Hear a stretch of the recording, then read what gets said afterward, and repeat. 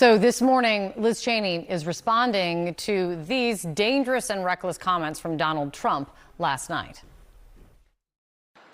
She's a radical war hawk.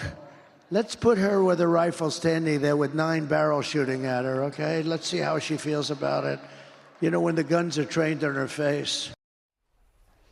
Liz Cheney this morning saying this, quote, in response, "This is how dictators destroy free nations. They threaten those who speak against them with death." These are comments like that, the repeated talk of the enemy from within that have marked Trump's entire presidency of late, candidacy of late. An NPR analysis found that Donald Trump has made more than 100 threats since 2022 to go after his perceived enemies. It's also the focus of a New York Times opinion piece by prominent conservative legal scholar, retired federal appeals court judge Michael Ludig. He says this in the opinion piece: there could be no higher duty of American citizens than to decisively repudiate a man who betrayed the nation when he was previously entrusted with the highest office in the land and now threatens the persecution of American citizens who have crossed him. In the almost 250 years since the founding of the nation, no president before Donald Trump has ever so betrayed America. Judge Michael Ludig joins us now. Judge, thank you so much for being here. What Donald Trump said about Thank you for having Liz me on this morning, Kate. Thank you, Judge. What Donald Trump said about Liz Cheney last night, his allies in the past have explained it away and likely will explain it away as he doesn't really mean what he's saying. What do you see as the danger when you hear him talk about his enemies like this? Kate, those despicable words spoken by the Republican nominee for the presidency, who Americans will either elect or reject as the next president of the United States of America in just 5 days, were reprehensible. They were unprecedented.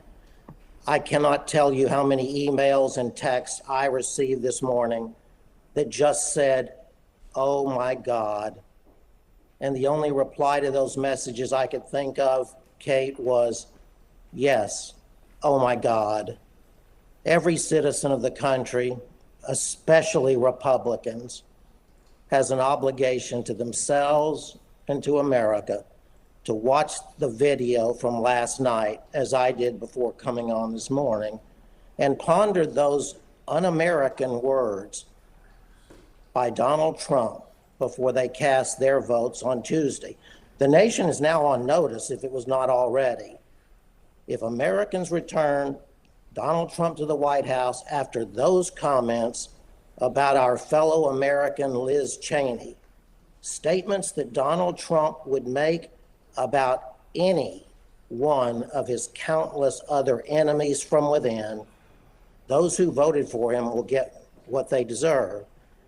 Apropos of his reprehensible words last night, of course, 3 nights ago, Vice President Harris spoke the most powerful words that anyone running against Donald Trump could ever speak. She said, "I will give those who disagree with me a seat at the table." Those, Kate, are the words of a president of the United States. Those are the words that Americans, especially Republicans and independents, need to hear and desperately want to hear from their next president. You said in your opinion piece, Judge, that this is not a difficult decision for voters. Why is it then such a close race, do you think? It's beyond my comprehension at this point, Kate. I will say this. Long before last night's insidious comments, just talking about people, Kate, not politics, it has been beyond my comprehension how or why any woman in America would vote for Donald Trump, for all of the sordid reasons we all know all too well. By nominating Donald Trump as their standard bearer, I think the Republican Party has created the perfect storm for the election of the first woman president in America. And I fully expect that the women in America will elect Kamala Harris, that first woman president, this coming Tuesday.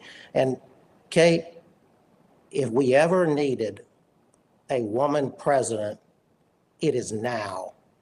I know I would be proud for America to have a woman president in the person of the Vice President of the United States. Judge, I mean, you have long been a Republican. This has long been your party. You write very powerfully about what direction you think your party has taken and what has happened to your party in your opinion piece, and you have spoken about it. And there's also then, leaning on your expertise in law, the decision on presidential immunity then coming from the Supreme Court, giving presidents broad immunity from prosecution. How much does that decision influence your view on a second Trump presidency?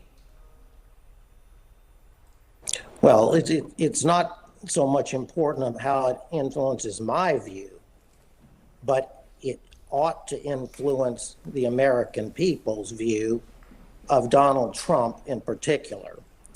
The decision by the Supreme Court essentially giving Donald Trump absolute immunity from prosecution for crimes that he did commit against the United States of America and may commit against the United States of America if he's elected President of the United States again, was itself a decision that for the first time in American history put the President of the United States of America above the law.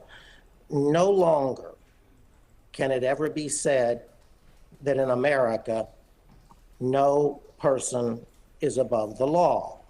The Supreme Court of the United States held that Donald Trump is above the law. Judge Michael Luttig, thank you so much for coming on, Judge. I appreciate your time. A new hour of CNN News Central starts now.